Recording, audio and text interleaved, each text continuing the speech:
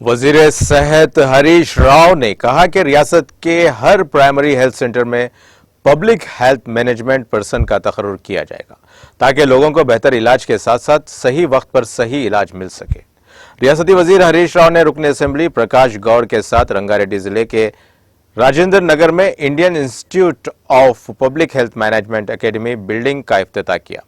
اس موقع پر منعقدہ افتتاحی تقریب سے خطاب کرتے ہوئے ریاستی وزیر ہریش راؤ نے کہا کہ وزیر اعلیٰ کے چندر شیکھر راؤ ریاست تلنگانہ میں صحت عامہ پر خصوصی توجہ مرکوز رکھے ہوئے ہیں، اسی لیے تلنگانہ حکومت کی جانب سے محکمہ صحت کے لیے ماضی کے مقابلے زیادہ بجٹ مختص کیا گیا ہے۔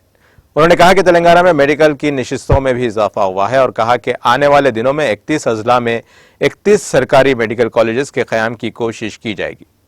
شہر حیدرآباد کی بڑھتی ہوئی آبادی کے پیش نظر بستی دواخانے قائم کیے گئے ہیں۔ پروگرام میں IIPH تنظیم کے نمائندوں اور عہدیداروں نے شرکت کی۔